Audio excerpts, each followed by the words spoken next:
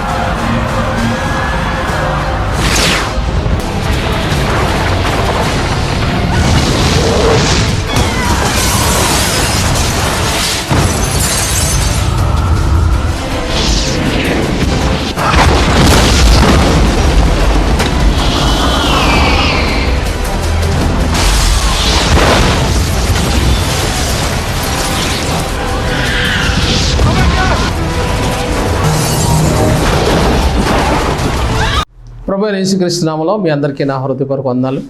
మీరందరూ బాగున్నారు కదా? మీకోసం నేను అనేక లోతైన విషయాలు, ఎన్నడూ వినని గొప్ప విషయాలు నేను చెప్తున్నాను. అంటే మీ విషయాన్ని కామెంట్ రూపంలో మాకు తెలియచేయండి. రూతు పాదముల యొద్ద సిద్ధపడాను. ఈనాడు సంఘము ఎలా సిద్ధపడాలి, ఎక్కడ సిద్ధపడాలి, ఎలా సిద్ధపడాలి, సంఘంలో ఉన్న సహోదరులు ఎలా సిద్ధపడాలి, దైవజనుడు వాళ్ళని ఎలా సిద్ధపరచాలి అనే అంశం మీద ఈ అంశాన్ని మీ ముందు పెడుతున్నాను. దయచేసి రూతు గ్రంథం యొక్క విభజన నేర్చుకుందాం. రూతు అనే ఈ పదము మరి 12 సార్లు రూతు గ్రంథంలో మనకి కనిపిస్తుంది. రూతు అనే పేరు మనకు 12 సార్లు కనబడుతుంది. ఇందులో మనకి కనిపించేవి 4 అధ్యాయాలు. ఈ 4 అధ్యాయాల్లో మొదటి అధ్యాయం పేరు కన్నీరు, రెండో అధ్యాయం పేరు పొలంలో నమ్మకంగా ఉండేను, అంటే సంఘంలో నమ్మకంగా ఉండేను.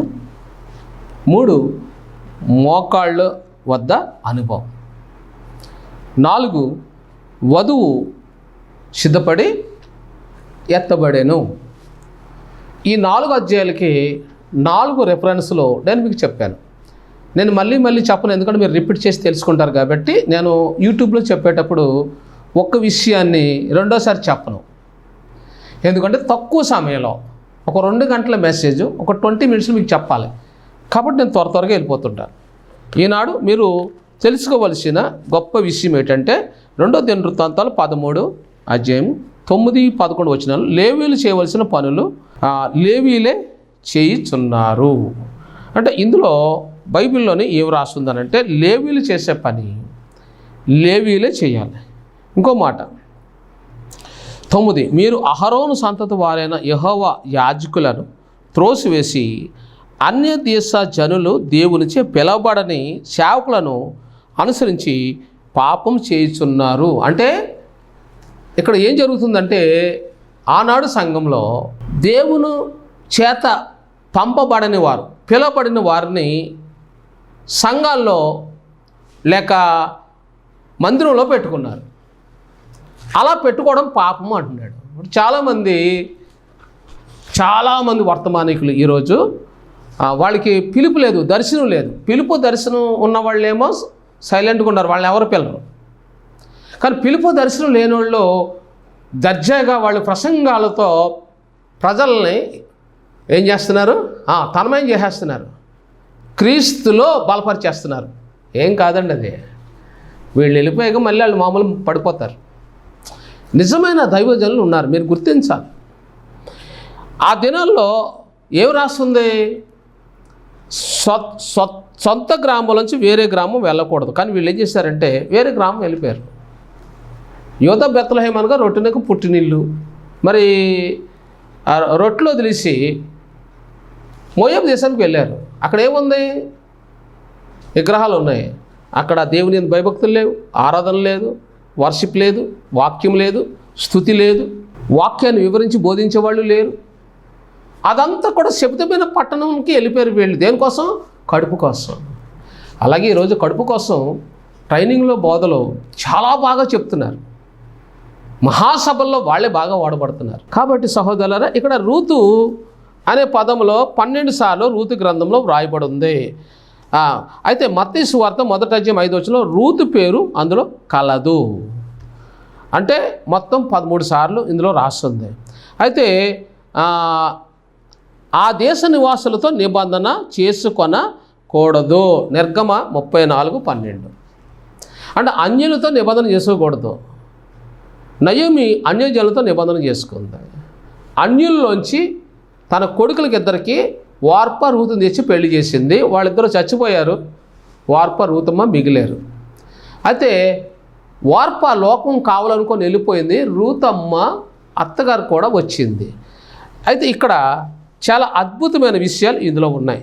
ఇక్కడ ఒక మాట వ్రాయబడింది బైబిల్లో. రూతు గ్రంథం 3వ అధ్యాయం 17వ వచనం, నీవు వట్టి చేతులతో నీ అత్త ఇంటికి పోవద్దు. అది ఏం రాయబడింది? వట్టి చేతులతో నీవు నీ అత్త ఇంటికి పోవద్దని చెప్పి అతడు 6 కొలల యవలను నాకిచ్చిన నేను. అప్పుడు ఆమె, నా కుమారి, ఈ సంగతి నేటి దినమున నెరవేర్చితేనే కానీ ఆ మనుషుడు ఊరకొండడు. చూసారా? వట్టి చేతులతో, బైబిల్లోని వట్టి చేతులతో నువ్వు ఇంటికి వెళ్ళకూడదు అన్నాడు. ఈవిడ ఎక్కడుంది? పొలంలో ఉంది, సహవాసంలో ఉంది. బోయాజు క్రీస్తుకి సాదృశ్యం. కాళ్ళ దగ్గర పడుకుంది, మోకాళ్ళ మీద ఉంది, కాళ్ళ దగ్గర ఉంది, దేవుని సన్నిధిలో ఉంది. దేవుడు ఆమెను నిరాశతో పంపడం లేదు. చేతి నిండా, ఒడి నిండా కానుకలతో, ఆహారంతో తన అత్త ఇంటికి పంపిస్తున్నాడు. అంటే నువ్వు యేసుప్రభు యొక్క 2వ రాకడలో ఎత్తబడాలంటే నువ్వు రూతు సంఘంలోకి నువ్వు చేర్చబడాలి. రూతు ఎలాగుంది? పరిశుద్ధంగా ఉంది. బైబిల్లోని చాలా అద్భుతమైన విషయాలు ఉన్నాయి. ఈ బైబిల్ విషయాల్లో ఈరోజు ఒక విషయాన్ని నేను మీ ముందు పెడతాను. ఎందుకంటే చాలామంది ఆరోగ్యం లేక బాధపడుతున్నారు, ఆహారం లేక బాధపడుతున్నారు. చాలామందికి ఏమి లేక బాధపడుతున్నారంటే డబ్బు లేక బాధపడుతున్నారు. కొంతమందికి ఆహారం లేక బాధపడుతున్నారు. కొంతమంది వ్యాధిగ్రస్తులుగా ఉన్నారు. ఇలాంటి వాళ్ళకి ఈరోజు సామెతల గ్రంథంలోంచి మీకు ఒక మాటనే చూపిస్తాను. ఎందుకంటే నీవు వట్టి చేతులతో నీ అత్త ఇంటికి పోవద్దు అని బోయాజు రూతుతో చెప్తున్నాడు. వధువు విశ్వాసి, విశ్వాసన్న వధువు అన్న ఒకటే. ఇప్పుడు వధువును సిద్ధపరిచేది ఎవరు? దైవజనుడు. వాక్యంతో సిద్ధపరుస్తాడు. మిమ్మల్ని ఈరోజు వాక్యంతో సిద్ధపరుస్తున్నాను. చూడండి, సామెతల గ్రంథం 3వ అధ్యాయం 6వ వచనం, నీ ప్రవర్తన అంతటి యందు ఆయన అధికారులకు ఒప్పుకొను. మొట్టమొదట నీ ప్రవర్తన ఆయన ఎదుట ఒప్పుకోవాలి. తర్వాత ఆయన ఏమంటున్నాడంటే 8వ వచనం, అప్పుడు నీ దేహమునకు ఆరోగ్యమును నీ ఎముకలకు సత్తువే కలుగును. ఎప్పుడు కలుగుతుంది? నీకు ఆరోగ్యం ఎప్పుడు కలుగుతుంది? నీ ఎముకలకు శక్తి ఎప్పుడు కలుగుతుంది? చూడండి, కింద ఉంది రాసి 9వ వచనం, నీ ఆస్తిలో భాగం నుంచి యెహోవాను గనపరచుము, అప్పుడు నీ కొట్లలో ధాన్యము సమృద్ధిగా నుండును. నీ కొట్లలో ధాన్యము సమృద్ధిగా ఉండు. ధాన్యం అంటే ధాన్యం కాదు, ఆరోగ్యం, ఐశ్వర్యం, సామర్థ్యం, ఘనత, సంఘం, కుటుంబ సామర్థ్యాలు పెరుగుతాయి. అప్పుడు అంటే నువ్వు దశంభాగం తీయాలి సేవకుడు. అప్పుడు దేవుడు నీకు సహాయం చేస్తాడు. నీ దశంభాగం దేవుడికి ఇవ్వాలి. సంఖ్యాకాండం 18వ అధ్యాయం 26వ వచనం, దశంభాగంను యెహోవాకు ప్రతిష్ఠాత్మగా చెల్లించాలి. ఒకటి సేవకుడు కూడా గుర్తించాలి. సేవకుడు కూడా దశంభాగం తీసి మీ దైవజనులకు ఇవ్వాలి. అలా కాకపోతే పేద దైవజనులకు ఇవ్వచ్చు, లేని వాళ్ళకి ఇవ్వచ్చు. చాలామంది పేద దైవజనులు ఉన్నారు ఈ ప్రపంచంలో. కోటీశ్వరులు దైవజనులు ఉన్నారు, కానీ వాళ్ళు పేదలకు ఏమి ఇవ్వరు. అది వాళ్ళ దౌర్భాగ్యం. తీర్పులో వాళ్ళకి లెక్కలు ఉంటాయి. కాబట్టి పేద దైవజనులు చాలామంది నెలకి 10,000 లేని దైవజనులు ఇప్పటికీ ఉన్నారు. 5,000 ఆదాయం అయితే చాలు అనుకునే దైవజనులు ఇప్పటికీ ఉన్నారు. నిజమైన దైవజనులు ఆస్తులు వదిలేసి, ఉద్యోగాలు వదిలేసి వచ్చి దీన స్థితిలో ఉన్నవాళ్ళు, అంటే వారి పిల్లలు బోర్డింగ్ స్కూల్లో చదువుకుంటున్నారు, వారు పాకలో ఉన్నారు, వాళ్ళ పిల్లలకి ఏమీ లేదు, సరైన రెసిడెన్స్ లేక బాధపడుతున్నారు. గమనించండి, మరి నీ దశంభాగం తీసి ఒక సేవకుడు అయితే ఎవరికి ఇవ్వాలి? లేని హరిపేదలో ఉన్న సేవకుడికి ఇవ్వచ్చు. తప్పేం కాదు.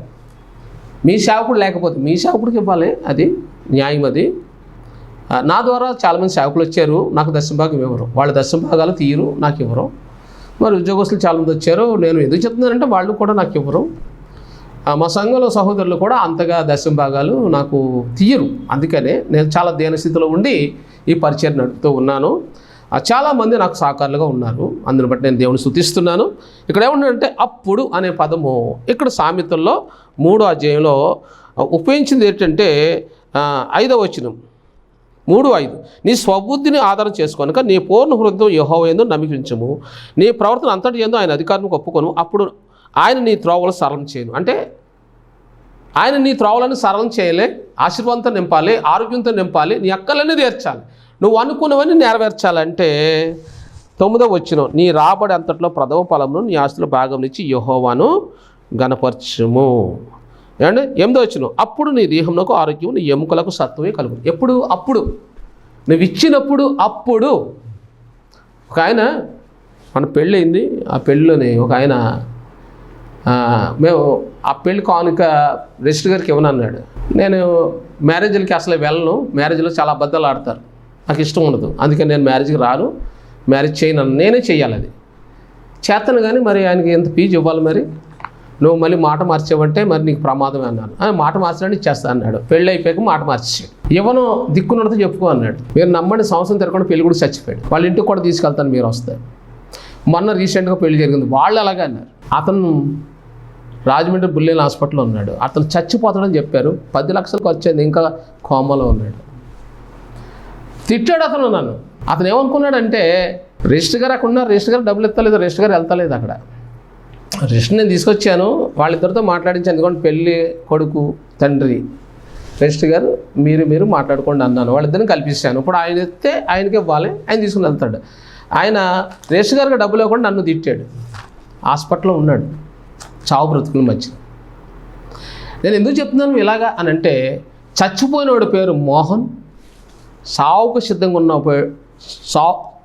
సిద్ధంగా ఉన్నవాడు గోపి. నేను అతని కోసం ప్రార్థించిన, తండ్రి ఈయన బ్రతికించు అని. దేవుడు నా మొర విన్నాడు, ఇంటికి వచ్చాడు. వాడు తప్పు ఒప్పుకోలేదు నా దగ్గరికి వచ్చి, కానీ వాళ్ళ తండ్రి వాడిని క్షమించి వదిలే అన్నాను. హాస్పిటల్ బయటపడ్డాడు. మరి ఎంతకాలం బ్రతుకుతాడో దేవుని చిత్తం. ప్రియులారా, ఇలా చెప్తున్నారు ఏంటి మీరు అని అంటే, మేము దేవుని చేత పిలువబడ్డాం. మా ఆస్తులు, మా ఉద్యోగాలు అన్నీ విడిచిపెట్టాం. దేవుడు మా పక్షాన్ని ఉంటాడు. ఎందుకో తెలుసా? మేము ప్రలోభాలకు వెళ్ళం, ఎవడో ఏదో ఎత్తాడని ఆశించం. ఎందుకు ఆశించాలో? ఉన్నదే వదిలేసినప్పుడు. డబ్బు కోసం ఏం చేయాలంటే, మా డబ్బు మాకే ఎక్కువ, మా డబ్బే వదిలేసాం. మేము దీనుగా కనబడతాం, దరిద్రులుగా కనబడతాం ఈ భూమి మీద, కానీ మాకు పవర్ఫుల్ దేవుని అండ ఉంటుంది, హస్తం ఉంటుంది. ఇక్కడ రాసున్న మాట ఇది. అందుకనే ఇక్కడ ఏమంటున్నాడు? వట్టి చేతులతో నా కుమారి నువ్వు పోవద్దు అంటున్నాడు. ఇక్కడ నువ్వు వధువుగా సిద్ధపడాలి అని అంటే ఒక విషయం గుర్తుపెట్టుకో. నువ్వు వెళ్ళే సంఘానికి నువ్వు పాస్టర్ అయితే కానీ నీ దశంభాగం తీయి. విశ్వాసం అయితే సగ భాగానికి దేవుడికి ఇచ్చిన దేవుడు నిన్ను దీవిస్తాడు. నువ్వు ఇచ్చాకే అప్పుడు దేవుడు నీకు మంచి ఆరోగ్యం ఇవ్వకపోతే నన్ను అడుగు, నాకు ఫోన్ చేయి. మీ పాస్టర్ గారు మీరు కలిసి నన్ను పిలవండి, మీ సంఘాన్ని పిలవండి, మీ ముఖం ఎదుర్కొంటా నేను ప్రార్థన చేస్తాను. సమస్య ఏదైనా స్వస్థ అయినా సరే దేవుడు మీకు వెంటనే చేయకపోతే నన్ను నిలదీయండి. ఇక్కడ ఏం చెప్తానంటే, రూతు గ్రంథంలో ఉన్న రెండు విషయాలు, అంటే ఇక్కడ రూతు ఎస్తేరు అనే ఈ 2 గ్రంథాలు బైబిల్లో మనకు కనబడతాయి. 2 స్త్రీల గ్రంథాలు, మిగతా అంతా కూడా పురుషులు రాసిన గ్రంథాలే. అయితే ఇందులో మొట్టమొదటిది ఏంటంటే విషాదం, కన్నీళ్ళు. ఇక కన్నీళ్ళు తప్ప మరేమీ మిగలవు అని రుజువుపరిచే గ్రంథం. ఈ గ్రంథంలో కన్నీళ్ళు ఎక్కువ కనపడతాయి. అయితే మోయాబులో మందిరం లేక చీకటి ప్రపంచంలో, విగ్రహాల ప్రపంచంలో వీళ్ళు ఏమైపోయారు? సమస్తం కోల్పోయారు. అయితే ఇప్పుడు కోల్పోయిన స్త్రీ ద్వారాగా, అన్ని కోల్పోయిన ఒక స్త్రీ ద్వారాగా నిరాశలో ఉంది, ఆధారం ఏమీ కనపడలేని ఆ సమయంలో దేవుడు తన వధువు సంఘముగా రూతును ప్రత్యేకించుకున్నాడు. ఈ రూతు ద్వారాగా యావత్ ప్రపంచ సంఘానికి ఆయన ఒక గుణపాఠం చెప్పడానికి సిద్ధపడుతున్నాడు. ఏమిటి అని అంటే, రూతు కాదు, ఒక్క రూతే పాడైపోయిన దేవుని ప్రాకారాలన్నీ బాగు చేసి తిరిగి పునర్నిర్మాణం చేసి క్రీస్తు రాకడికి అందరిని ఒకే చోట కలుసుకునే విధముగా అన్యశ్రీ ద్వారాగా దేవుడు ఈరోజు క్రైస్తవులకి పాఠం నేర్పుతున్నాడు. ఏమిటనంటే, యేసుక్రీస్తు ద్వారాగా సంఘం సిద్ధపడాలి. అది ఎలా సిద్ధపడాలి అనే మాటలో ఇక్కడ మనకి కొన్ని విషయాలు నేను మీకు ముందు తెలియజేస్తాను. దయచేసి మీరు ఈ వాక్యం వినేటప్పుడు ఒక్క సత్యాన్ని మీరు గుర్తించాలి. మీ చుట్టూ వాతావరణం ప్రస్తుతం నెమ్మదిగా లేదు. మీ పక్కలతో గొడవలు, మీ ఇంట్లో వాళ్ళతో గొడవలు, సమాజంలో గొడవలు, నీ శరీరమే నీతో సహకరించడం లేదు, నీ మనసులో నెమ్మది లేదు. ఇప్పుడు వీటన్నిటి నుంచి నీకు విడుదల కావాలి కదా. మరి కావాలంటే 2 దినవృత్తాంతాలు 14:7 అతడు యోధా వారికి ప్రకటన చేయగా చుట్టూ నెమ్మది కలగజేసి ఉన్నాడు. చూసారా?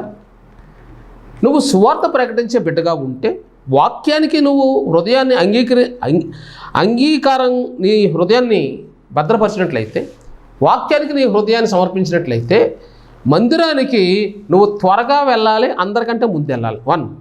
2, ఇక్కడ రూత్ అదే చేసింది. అత్త ఏది చెప్తే అదే చేస్తుంది. నయోమి అనగా సంఘ నాయకుడు, రూత్ అనగా విశ్వాసి, బోయేజ్ అనగా క్రీస్తు. ఈ ప్రపంచం అంతా ఇక్కడే సంఘర్షణ, ఇక్కడే జరుగుతుందంతా. ఈమె త్వరగా ఏం చేసిందంటే, స్నానం చేసి కొత్త బట్టలు కట్టుకొని తైలం రాసుకొని వెళ్ళింది.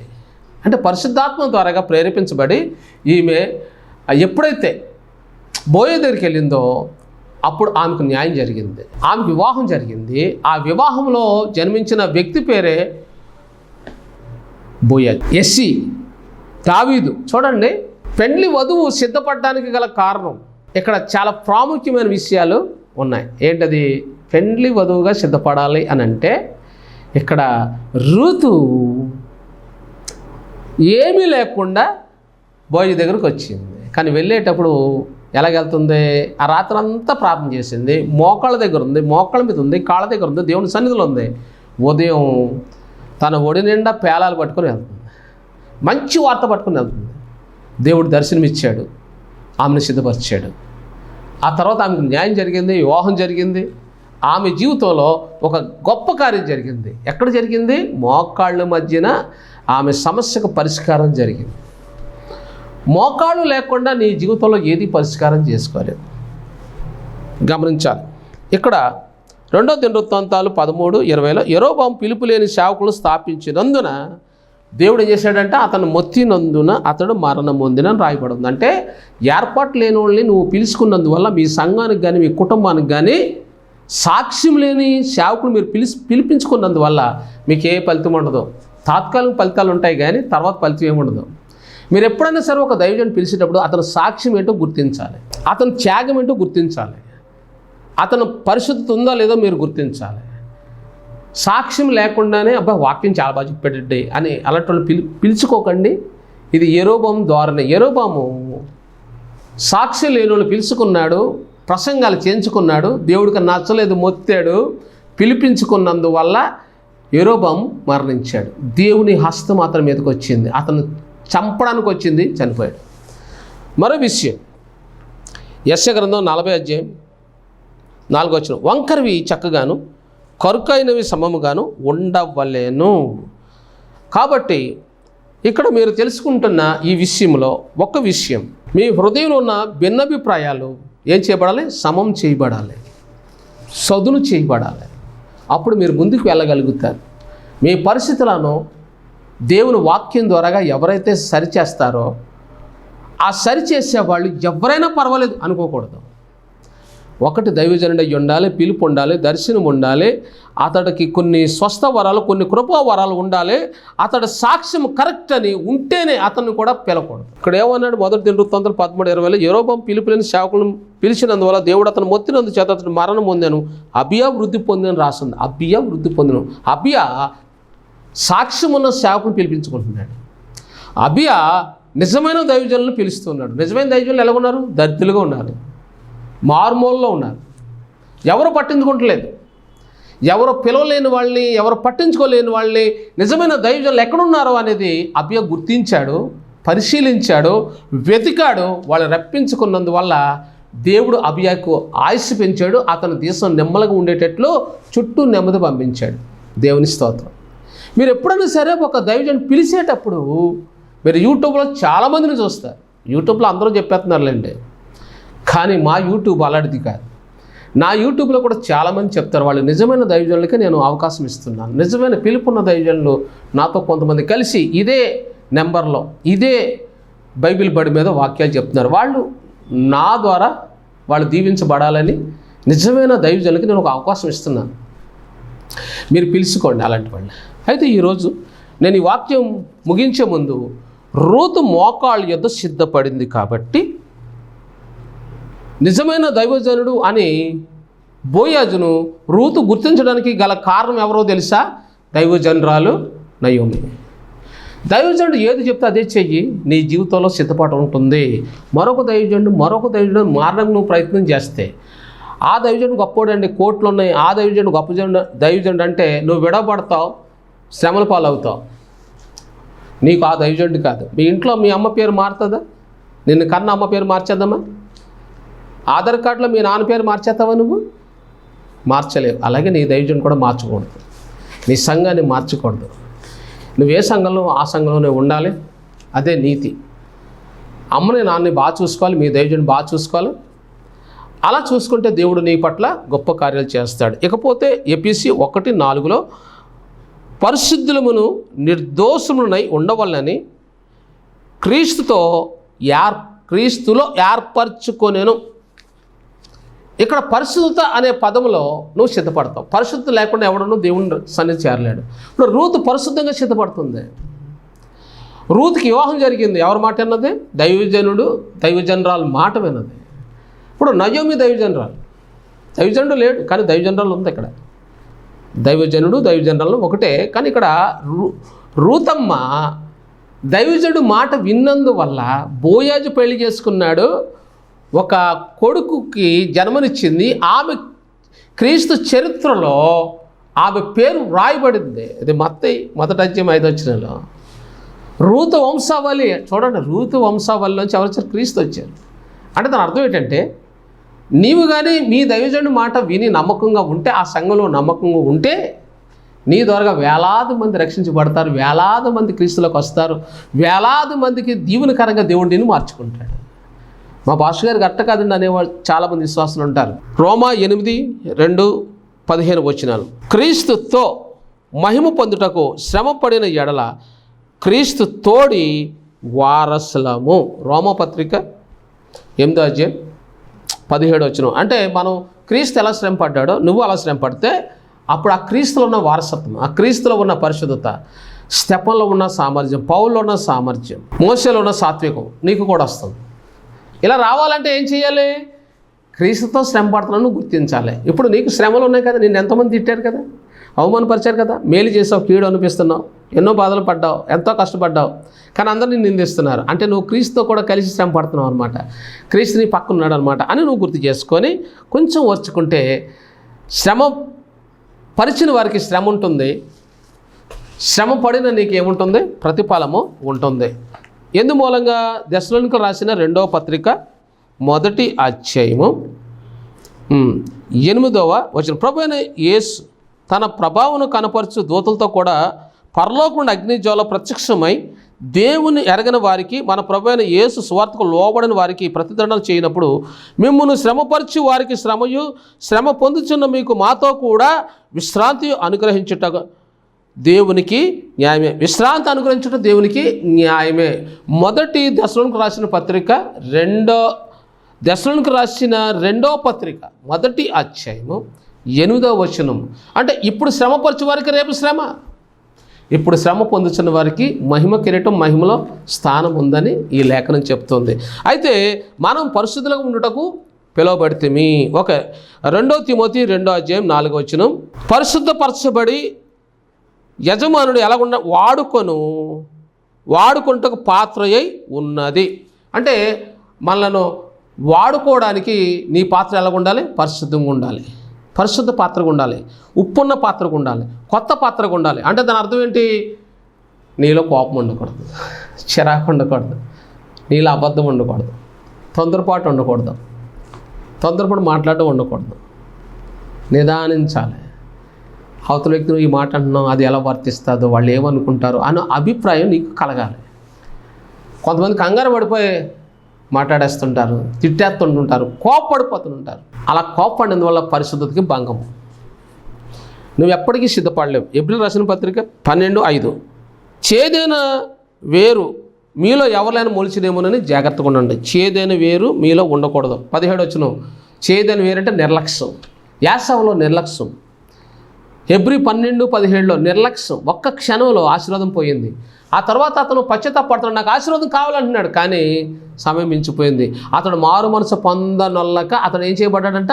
విసర్జింపబడేను. మందిరానికి ఆలస్యంగా వెళ్తారు, అది కూడా పాపమే. దశంభాగాలు ఎవరు, అది కూడా పాపమే. సేవకుడు మాట వినరు, అది కూడా పాపమే. అది కూడా నేను రెండో రాకడికి వెళ్ళనివ్వదు.